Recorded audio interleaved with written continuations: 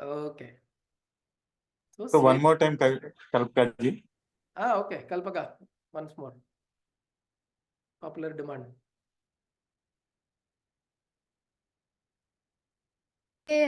कृन्नासिका मौक्तिके सर्व विश्वात्मिके सर्व सिद्ध्यात्मिके कालिके मुग्ध मंदस्मितोदार वक्त्र स्फुरत्पूगतांबूल कर्पूर खंडोत्करे ज्ञान मुद्राकरे सर्व संपत्करे पद्म भास्वत्करे श्रीकरे कुंद पुष्पद्युति स्निग्ध दंतावली निर्मलालोल कल्लोल सम्मेलन स्मेर शोणाधरे चारु वीणाधरे पक्व बिंबाधरे.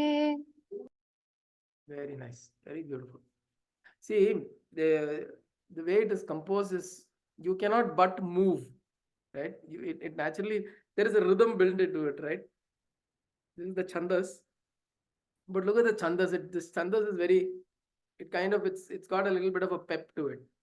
It makes you move to a rhythm, right? So, so last week we saw till Sweda Bindul Lasad, which is where the sweat, the beauty of the sweat that is coming from the brow of Devi, from the Lavanya, the phala from the forehead, the charm of it, the Lavanya of that sweat, the charm of that sweat has as though come down to the nose pearl, and the nose pearl is shining because of that charm. This is how Mahakavi Kalidasa has explained it or described it. Okay. So we saw that, I mean, we dwelt to a large extent on Kali Ke and a few other aspects of this particular verse. Now moving on, this particular Dandaka, see, there are 5 Dandakas within Shyamala Dandakam. Okay, if you look at the document, it's broken into 5 Dandakas or 5 sections. And if we see the first 3 sections, they map to the Trikuta, the Vagbhava Kuta, the Madhya Kuta, and the Shakti Kuta of Devi. Like the face till the neck, or the face, then from the neck until the waist, and below the waist is the third part. So 3 parts. These are 3 parts that are described in the Lalita Sahasranama also. Vagbhava Kutaika Nilaya, Vagbhava Kutaika. She is also called as Trikutaika, Triku. Vagbhava Kutaika Nilaya, Vagbhava Kuta, Madhya Kuta, Shakti Kuta. I don't remember the verse, but if anybody remembers, you can recall that. The 3 kutas are described in the Lalita Sahasranama. Vagbhava Kuta, Madhya Kuta, Shakti Kuta. And Kalidasa has also broken it that way. The first 3, the first one is the Vagbhava Kuta or the face. The next Dandaka, the second Dandaka is the Madhya Kuta, from the neck onwards till the waist. And the third one is the waist down. That is the third Dandaka. And the remaining 2 are more in terms of, it is pretty much like Phalashruti, and he generally makes, he glorifies Devi, and then there is Phalashruti. This is how he's structured. So the first one is with 11 and 12, or with 12 we complete the Vagbhava Kuta. So from here, from the Phala Lavanya Nishyanta Sandoha, he's come down to the Nasika. Okay. Sarva Vishwatmike, Krin Nasika, Sandeha Krit, Nasika, Muktike, Sarva Vishwatmike, Sarva Siddhyatmike, Kalike. And he goes down to the mouth. Mugdha Mandas Mitodara Vaktra Sphurat Puga Tambula Karpura Khandot Kare, Jnana Mudra Kare, Sarva Sampat Kare, Padma Bhaswat Kare. This is the mouth. Kunda Pushpadyuti Snigdha. No, this is not the mouth. This is the Vaktra, the mouth. And then Kunda Pushpadyuti Snigdha Dantavali Nirmala Lola Kallola Sammelana Smera Shonadhare Charu Vinadhare Pakwa Bimbadhare. This is about the lips and the teeth. Dantavali. Okay. So these are the two where he finishes off with the mouth part. From the nose, he's come down to the mouth. So what is he describing here? He's saying Mugdha Mandasmitodara Vaktra Spurat Puga Tambula Karpura Khandotkare. Karpura Khanda is camphor. Pieces or fragments of camphor. Karpura Khanda. Okay. Where is this Karpura Khanda used? In the beetle mixture that Ambal is chewing. So Devi Matangi is chewing what? She is chewing Tambula, Puga, and Karpura Khanda. Tambula is beetle leaf. Puga are the beetle nuts, the pak that we put in. Then camphor pieces are the Karpura Khanda. These three are mixed together and there is emanation of something. Spurat. There is something emanating. What is emanating? Vaktra Spurat Puga Tambula Karpura Khanda Utkare. Excessive fragrance is emanating. Fragrance. And where is it emanating from? From Smita Udara. Manda Smita Udara. Which means Manda Smita is a gentle smile. So it's coming, emanating from this part of the body where there is a Manda Smita. There is a gentle smile. Udara. In a proper shape. The mouth, it's not just enough to have a gentle smile. The mouth should also look beautiful. So it is a beautifully shaped mouth, Udara. From there, where is this gentle smile coming from? Vaktra. Vaktra is the mouth. Okay. Vaktra can be used to indicate face also. Vaktra can be used to indicate mouth. From where Vak emanates, it's Vaktra. So mouth, Mugdha. It is a Mugdha Mandasmita Udara Vaktra. So this Vaktra, this mouth, is a lovely, Mugdha means a very lovely and a beautiful mouth, which is Mandasmitodara, which has got a very beautiful, gentle smile. And in that, there is fragrance, Purat. From that, this emanation of fragrance, Purat. Emanation of what? A mixture of Puga, Tambula, Karpura, Khandotkare. Okay, so this is now emanating beautiful fragrance from her mouth. Jnana Mudra Kare, Sarva Sampat Kare, Padma Bhasvat Kare. Okay, so Shri Kare, we will look at it separately, but right now in this context, we've got Sarva Sampat Kare, Jnana Mudra Kare, which means one whose hands are in the Jnana Mudra Kare, Sarva Sampat Kare, hands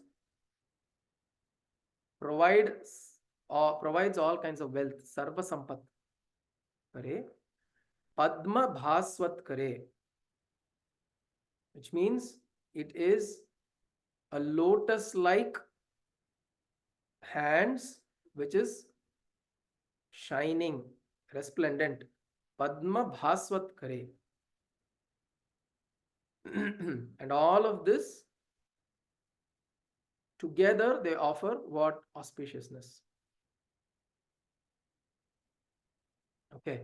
So if you look at it here, you've got Jnana, sampati, which is wealth. Jnana is what? Jnana is knowledge, understanding, all that. So jnana. Then sampat is wealth and light. Bhaswat kare, light, resplendence. And what kind of light? Padma bhaswat kare, the light of blossoming. The blossoming, the light that comes from the blossoming. So you give jnana, you give wealth, and you give the blossoming, or you enlighten. Maybe fame. Huh? Fame and solalama. Bhaswat kare, fame may not be appropriate here. Bhasa means light. It is essentially jyotihi, the resplendence or the effulgence that comes because of jyoti, or some kind of so in this case it is the Padma Bhaswat. Because of the blossoming of the lotus, there is an effulgence. So whenever there is this blossoming that happens within, see, even with people, when they are confused, when people are confused and worried, when you look at their face, you will say that, what is wrong with you? Why are you looking so confused? Why are you looking so perplexed? We'll be able to sense it just by looking at their face. Right?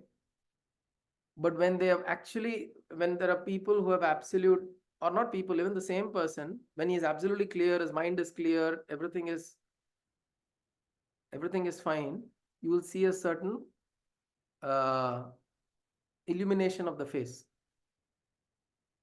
When you look at that face and you'll feel that, hey, ஒரு ஒளி தெரியறது, ஒரு பளிச்சுன்னு இருக்கியே, there is a certain there is a tejas that is seen of you. Right, face looks bright, சொல்லுவாங்க. Face looks bright. You look so bright today. You look so bright. So this happens when there is clarity of mind.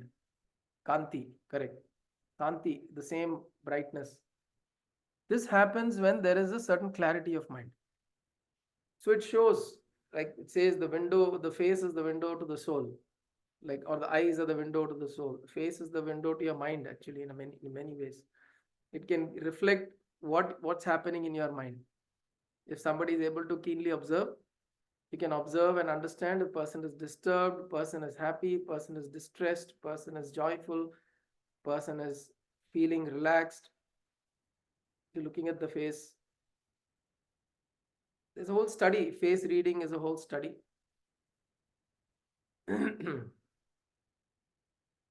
There's sadly some people whose faces are like frowning, but even if they are very happy, their face will look frowning. Some people will be, என்னாச்சு ரொம்ப இல்லையே, ஒன்றும் இல்லையே அப்படின்னு இருக்கும், but face பாவம் கொஞ்சம் அது மாதிரி இருக்கும். I don't know how that happens, but some people's faces are constructed like that. It's just that they're, and some people, they'll just look joyful and smiling all the time, even if they are not so inside.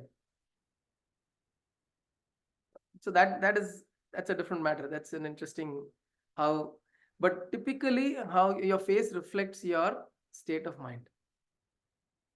Typically it does. In fact, you will see when there is stress and tension, there'll be correct, the shape of the lips and cheekbones. Some of it kind of reflects, and like as a dancer, Shiva would know how much importance you would give to the structure of the face, because you have to create certain emotions and show certain expressions. It is important. So what happens is there is illumination when there is mind and the heart are established,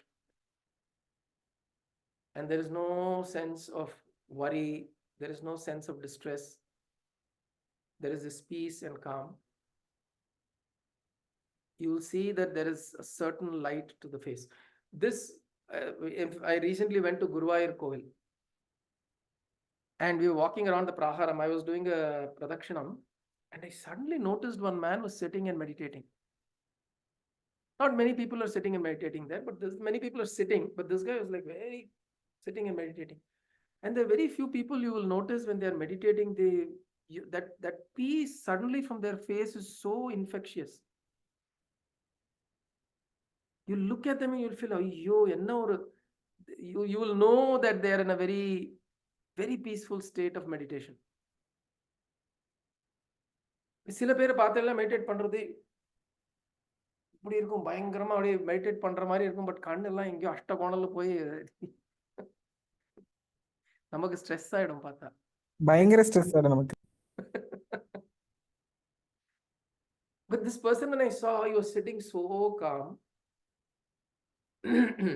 And then at that time when you see and you can observe close enough, you will know that, see, of course you don't go and check if that person, what is the state of mind. But I'm saying this clearly in evidence to show that it's very unlikely that at that time he is stressed out. Probably very peaceful inside. And that shows out, that emanates out. So that is the bhaswat that comes out. And that is Padma Bhaswat Kare. So he says that is illumination, the blossoming of the mind when the mind opens up. And there is a certain blossoming of understanding that happens. Why? Because of Jnana Mudra Kare. Because she is the one who gives us Jnana. She's the one who gives us the Jnana and Sampatti, Sampat, and the wealth. So,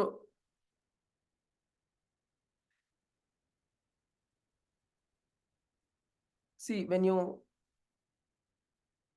come to particularly to the worshipping of the mother,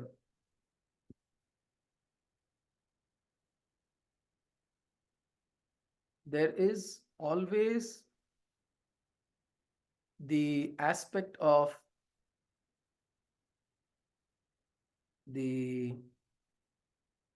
both the spiritual and the material. It is not dry spirituality. It is spiritual and material. It is both travel together in the worshipping of the mother.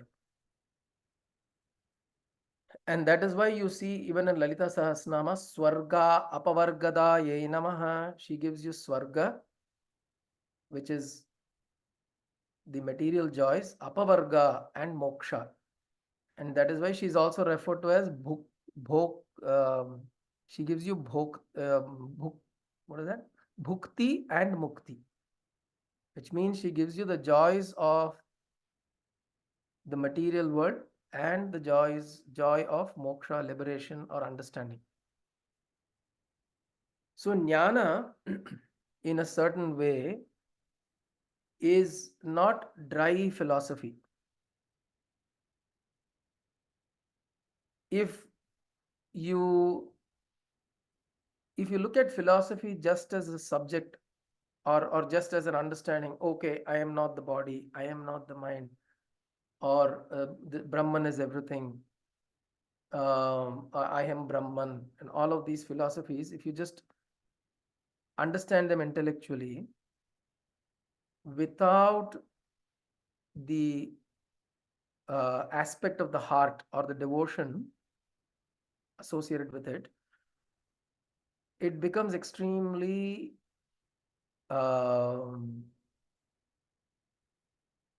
it becomes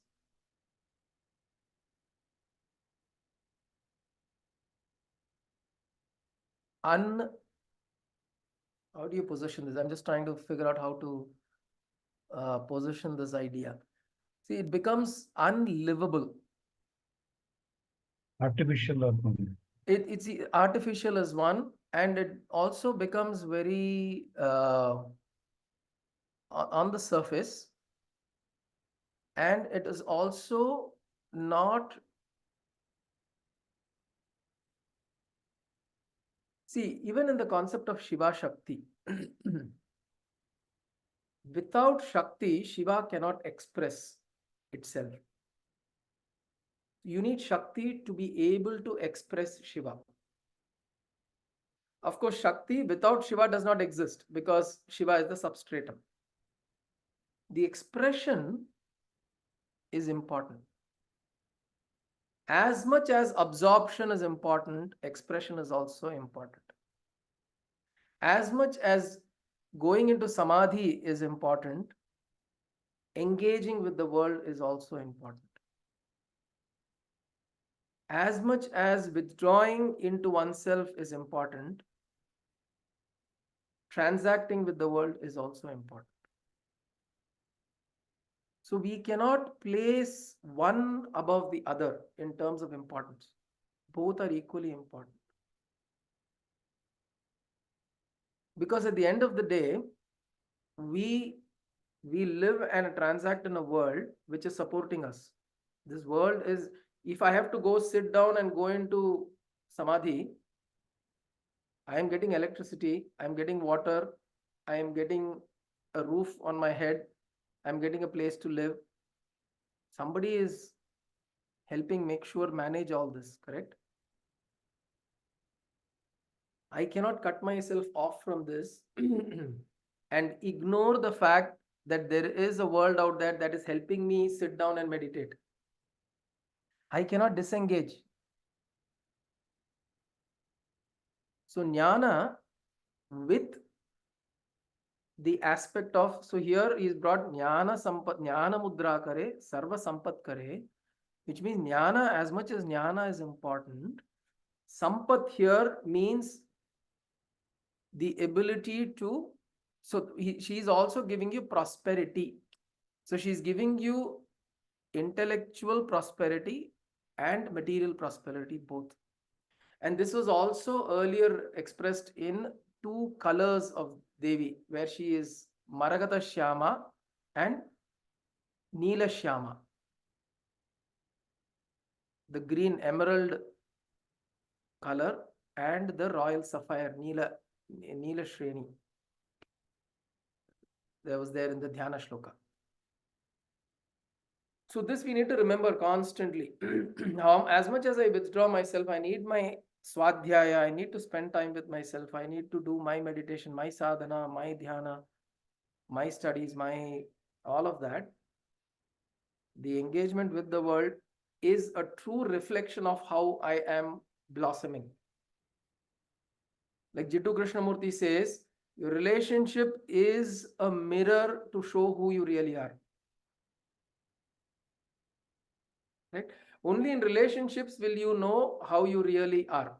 Our actual, if somebody is going in and there is absolutely nobody to disturb, no stimulus, no nothing from the outside, and this person is in isolation, how will this person ever know whether he gets angry, sad, dejected, humiliated, upset? He'll never know because there has been no stimulus from the outside. That stimulus needs to come. When that stimulus comes in the form of relationships, people, events, situations, world, transactions, that is where we apply this. We constantly apply. So we apply this knowledge, this jnana, because she gives, and she also gives like testing. Yes, this is the litmus test. Constantly, remember, whenever you do sadhana, whatever high state we feel during sadhana, the moment we come out and transact with somebody, that is the test of how much we have really understood what it means to be in that state. Because you cannot be there in that state forever. You have to integrate into this world. You have to. There is no other way out. Nanyaf pantha ayanaya vidyate. Na anya pantha. Na anya pantha. There is no other way out. Out. The only way is you go in and then you go out. And then you go in and you go out. Someone asked me once,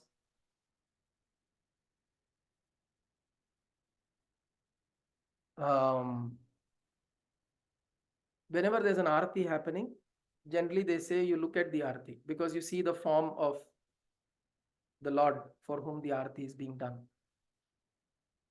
But you can also meditate. So you should do, this is interesting sadhana you should try. Whenever there is arati happening, during the process of arati, look at the form, look at the arati, and then close your eyes and bring that form and arati, the Deeparadhana or Mangala arati, and the form, bring it inside. And then open your eyes again, and then see it outside. And then close and see it inside. When you do this repeatedly, the distinction between the outside and inside slowly merges. It vanishes. There's a beautiful verse. Antar Jyoti, Bahir Jyoti, Pratyak Jyoti, Paratpara. Atma Jyoti, Swayam Jyoti, Jyotir Jyoti, Shivosmyaham. Antar Jyoti, Bahir Jyoti, Pratyak Jyoti, Paratpara. There is Jyoti inside, there is Jyoti outside. And there is Jyoti everywhere. And that Jyoti is Shiva, and that Shiva is me. Shivosmyaham. How do you get this experience? How do you practice this? This is how you practice. You close your eyes, you first see on the outside, then close your eyes and internalize it inside. And then open again, see it on the outside, again close your eyes and internalize it inside. We do it repeatedly. It will, the difference between the outside and inside will vanish.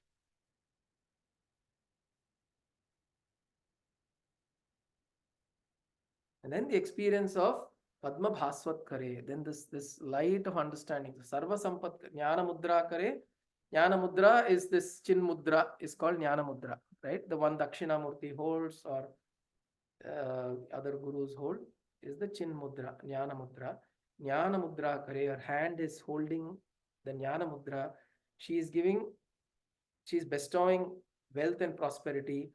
Padma Bhaswat Kare, she is giving this, and because of this jnana and sampatti, there is this blossoming of understanding that is there. Padma Bhaswat Kare. Then what happens? Shri Kare. She confers auspiciousness, means she doesn't have to. If the first three happens, the third one happens by itself. You experience auspiciousness. Okay. Next one, Kunda Pushpadyuti Snigdha Dantavali Nirmalalola Kallola Sammelana Smera Shonadhare Charu Veenadhare Pakva Bimbadhare.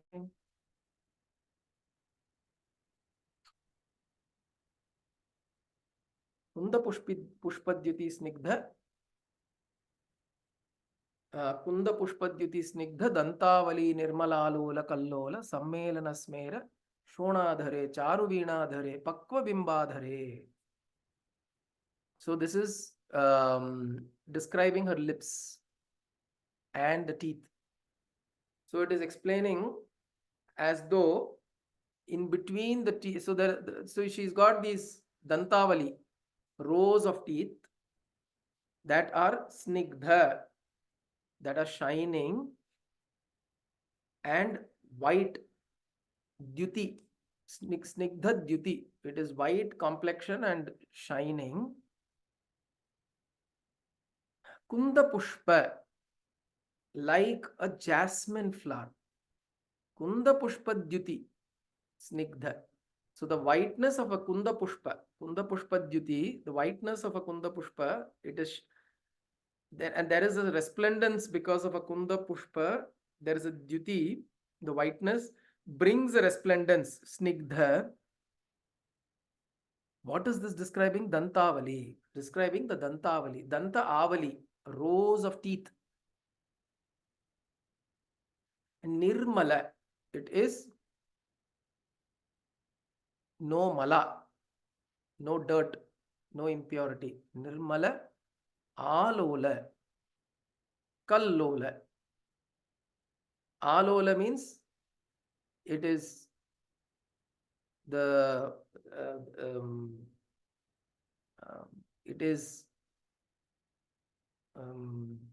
the way of explaining this is it is steady alola but joyful. So these are like, it's almost like there are waves. So the way Kalidasa is seeing this is there are waves, white waves coming from her mouth, and then when he comes and sees, So there is joyful. So when there are waves that come in the ocean, Pal Mari varumla. Those who have seen the waves, when there's like a lot of water that comes to the shore, it gets a milky white color. And it almost feels like the waves are dancing joyfully. That is Kallola. It is dancing joyfully. And the teeth are appearing like that to the Kavi. And then he's saying Sammelana. It is it is Sammelana Smera Shona Adhare. Shona Adhara is red colored lips. Red colored lips, or in the Shona actually is, yeah, it is red color. Color of red is Shona. Adhara lips. Smera is smiling. So show. So it is Smera Adhara. Smera Adhara is smiling lips, which are red in color. Shona. Okay. And this is mixed with what? The red colored lips are mixed with the white colored teeth. So it is almost like, if you visualize the way Kalidasa is visualizing this, between two red colored lips, there is waves of white color that is dancing, and it's dancing. So just visualize two red colored structures, and there is beautiful wave like structures that are dancing in between, white color waves. This is how Kalidasa is visualizing the teeth between the lips. Charu Veena Dhare. Charu is beautiful. Veena Dhare. She's holding a veena, or she's holding a veena which is beautiful, or very beautiful to listen to. Charu Veena Dhare. She's holding that. Pakva Bimba Dhare. Pakva Bimba. Bimba is a fruit. Bimba fruit, which is also usually referred to wherever there is a reference of red color. Again, in Lalita Sahasranama, there is a reference of this fruit, Bimba fruit.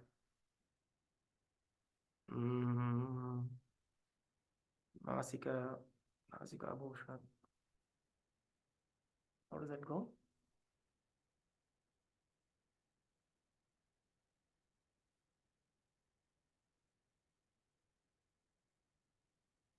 No, I don't remember that verse either.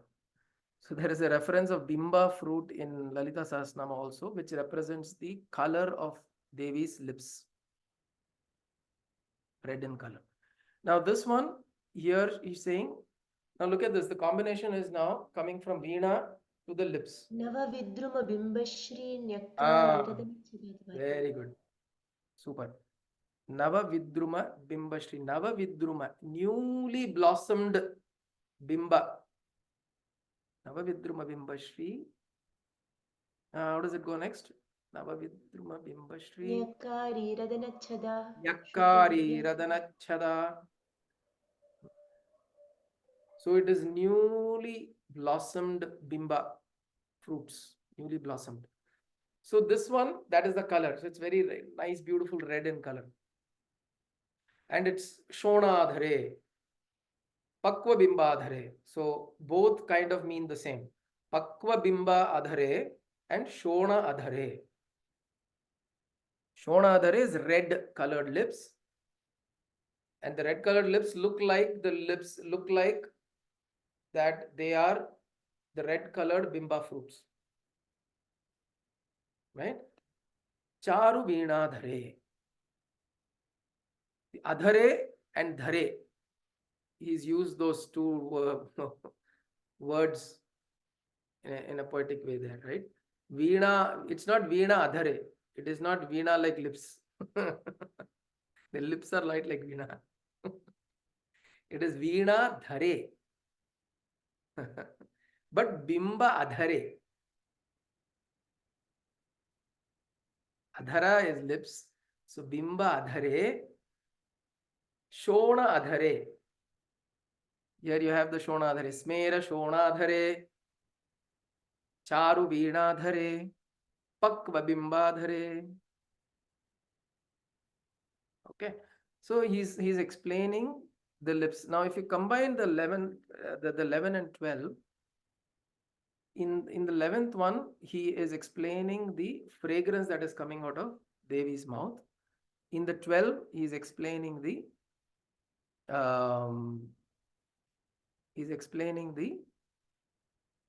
color of the lips, the color of the lips. Right? So, and then he is correlating that with, see, it's how he makes these correlations is interesting to just observe, right? And we can observe it together here, how he does this. In Mugdha mandasmitodara vaktraspurat poga tambula karpura khandotkare jnana mudra kare sarva sampat kare. So this tambula that he is chewing, that she is chewing, is generating what color it will generate? That will generate red color. It generates fragrance, spurat. It generates fragrance, but it also generates red color. Right? Now that red color could have now come onto the lips. Right? So the same color could have now come onto the lips. And then the lips are now looking very beautiful with the red color. I mean, those if you would have seen people who actually chew proper tambula, in a little while their tongue and their lips, everything will become red in color, as though they have applied lipstick here. Okay? So his lips have become red because of the chewing of the tambula, and it is also now these lips are holding the waves of teeth inside. Tambula Purita Mukhi. Correct. Tambula Purita Mukhi. It's another nama in Lalita Sahasranama. Tambula Purita Mukhi Namaha. So she's got this red color now because of this. In the Kalathala, we apply this lipstick red color, right? Now, red color lipstick is applied by ladies to typically, red is a correct color to attract. Red is a color to attract. And this, but her red color is generated naturally. And maybe in those days, I don't know how lipstick was. Possibly they would have used bimba fruits. They would have used the bimba fruit, the essence of some of this fruit, and applied it here.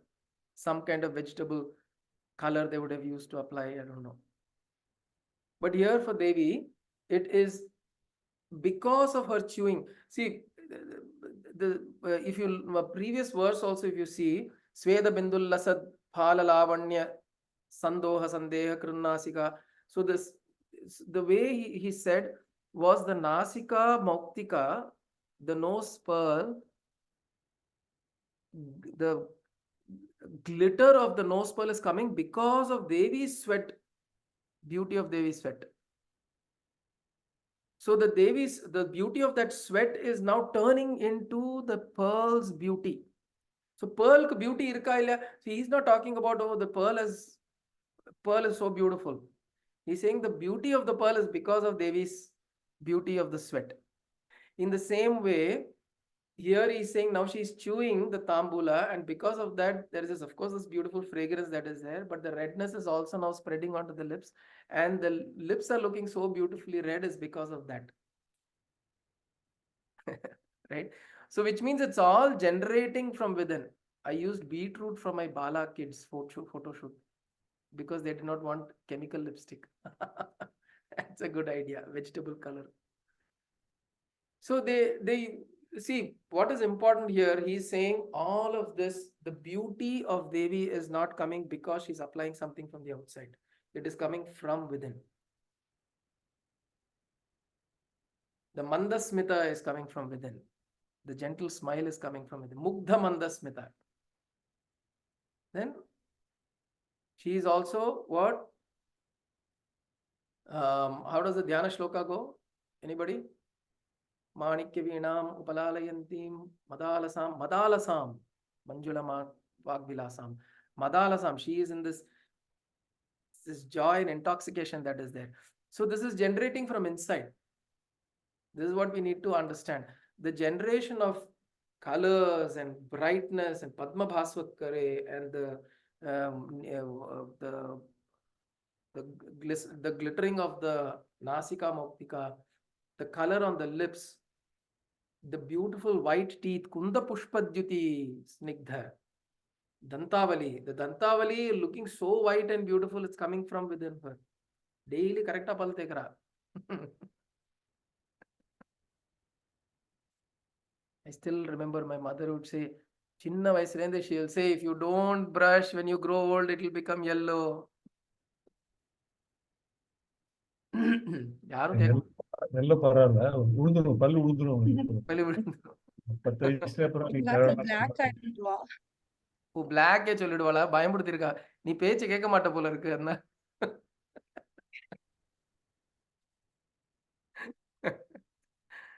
so நாங்கெல்லாம் tooth paste சாப்பிடுற குழந்தை பல் தேய்க்கிற இந்த ஐரடி என்னன்னா இப்ப அப்பெல்லாம் வந்து they used to use charcoal curry தான் use curry to use curry black to make it white. Absolutely. So charu veenadhare pakva bimbadhare. Her adhara is that color of the bimba. Now it is generated from inside. So look at the adjectives or the way she is sambodhana happens. Jnana mudra kare, sarva sampat kare, padma bhasvat kare, shri kare, shonadhare, charu veenadhare, pakva bimbadhare. So first there is this fragrance that is there, and then this color or beauty. This is also presented in Saundarya Lahari.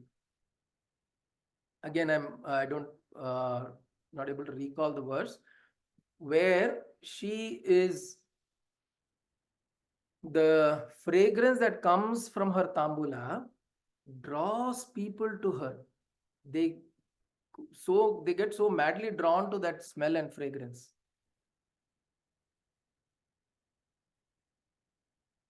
So what Devi is doing is these are ways in which if she does all this, why will the Bringavali not come?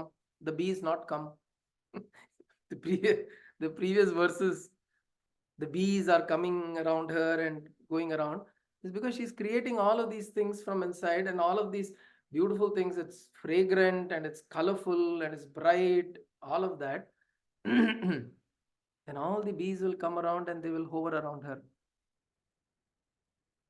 Now, if you also look at it this way, if you look at the bees as bhaktas, devotees, right?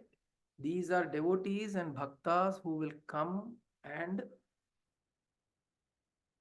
they'll come in hordes and they will come and they'll get attracted to her. Because of this fragrance, all your 5 senses are now engaged. Your sight, you're seeing color, beautiful color. You're listening to the veena, the sound. You're experiencing fragrance that is coming. Right? So when you're experiencing all of this, then you get naturally drawn. And she draws you to her. And this process is important because it is not this attraction. She is also called as Sarva Akarshanye Namaha. Sarva Akarshanye Namaha. In fact, in Matangi's mantra, Mula mantra, the Akarshana Shakti is very, very it is an aspect that is highlighted. Vashankari. She is called Sarva Vashankari. Vashankari means she can attract you. In Shyamala's mantra, Vashankari, Shankari, she is Shankari, but she is Vashankari also. Vashakari, which means she can draw you to her. What it means is it will give us, once we are in that state of communion with Matangi, with Devi, it gives us that ability to be attractive. It gives us that ability for people to get drawn to us. In what form? Form of jnana, in form of sampat, in the form of any kinds of whatever you express, you are able to attract. This will happen from now. Whether this happens or not is irrelevant. The important thing is that we feel, we experience this sense of draw towards Devi, towards Matangi, and we feel drawn, and our mind revolves around it, like how a bee revolves around a rose or a flower, because it knows it will find nectar there. It knows it will find honey there. It revolves around it. So as bhaktas, we should know where our honey is. We should know where we can find that joy. Like one Mahatma, one Swamiji in a talk said, human beings spend their lives just to earn money and make a living. He says, even a mosquito knows it should not sit on my beard. It will not get anything there. It knows it has to sit on my skin to get what it needs. Even a mosquito knows. மனுஷனுக்கு தெரியாதா? Which means, why are we struggling so much to get what a mosquito is getting? Mosquito, what is it getting? It's just livelihood. It knows not to sit on the beard. It knows it has to go sit on the skin so that it will get the blood to live. That is all you're doing. This is, even a mosquito knows to get a life, to make a living, how to make a living. So man is spending his whole life just to make a living. It's a way of saying we should rise above it. Right? So here, as the bees come around, so this whole first Dandaka, as we close, we are on the top of the hour. As we close the first Dandaka, we recognize that we started off with Devi's form, and we invoked her as Lakshmi, Saraswati, Durga, and then we saw her from head, or from her hair up until the face. We know where, and then we said how the bees keep rotating around and making the humming sound. And if we focus on this aspect, right, whether you focus on this aspect of the Devi, the face aspect, or this upper aspect of the Devi, or the upper aspect of yourself, which is the most important. Brahmano'osya mukhamasit bahurajanyah kritah uru tad paishyah padbhyagum shudro ajayata. Brahmano'osya mukhamasit, from the face emanated the Brahmana, says the Purusha Suktam. Which means, if we are able to spend a lot of time in contemplation, in self-introspection, in swadhyaya, in study, in sadhana, and bring our mind into that space within ourselves, then you're a Brahmana. Whether you wear a punal, whether you're born to a Brahmin, whether you're doing Sandhyavandanam or not, that doesn't define. If you are able to be in the state of consciousness within, because where does our consciousness reside right now? If you want to be conscious, you're conscious here, in your head, in your face, within this space, primarily. You invoke your consciousness here. If you want to meditate, where do you meditate? You close your eyes, you think here, you meditate here. So huge power resides in this space of a body. Our consciousness primarily resides in this part of the body. So if we bring our focus and attention to that, Then this whole first Dandaka, it's an exposition that's coming out from Kalidasa with saying that let's bring our attention here in in in terms of introspection, in terms of self-contemplation. And then when we are able to visualize the Devi Matangi, and then you move towards the rest of the body. Right? If we start in the opposite direction, let me first become a macho six pack, and then I will go and do meditation. Of course, this is also important, but the focus is if we bring ourselves into a space where we understand ourselves better and bring ourselves within in trying to connect with ourselves, then whatever we do on the outside, we will do the right things on the outside. We'll spend our energies in the right places, because this, your mind and your intellect, is what decides. It is the driver that takes you wherever you want to go. This is the one that decides, makes that decision. So we got to set this thing right. So first he's setting it right. He's saying in the first Dandaka, Kalidasa is bringing all of this together. And then in the subsequent Dandaka, we will see how he progresses further in more description of Devi. Okay. So we'll pause here for today. The bees example கூட நல்லா இருக்கு. அதுலயே எனக்கு ஒரு Vedantic idea வருது. என்ன, like we are all bees and we get attracted towards Devi, and when we move towards her, the fragrance, which is a part of our senses, it misguides you. The fragrance misguides you, and you get confused where to go. So if the bee does not focus on the fragrance, you reach Devi straight away. Correct.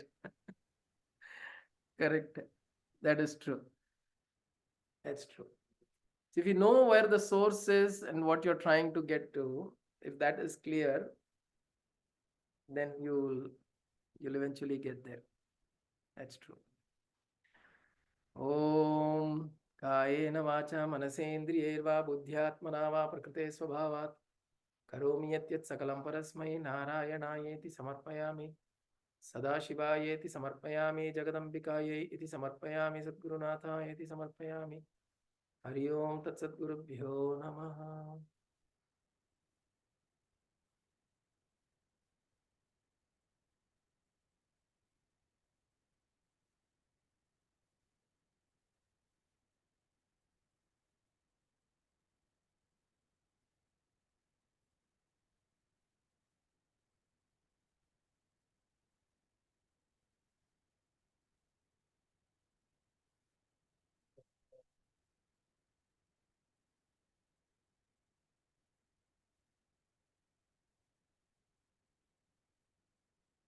Gurubhyo Namaha. Hari Om. Hari Om.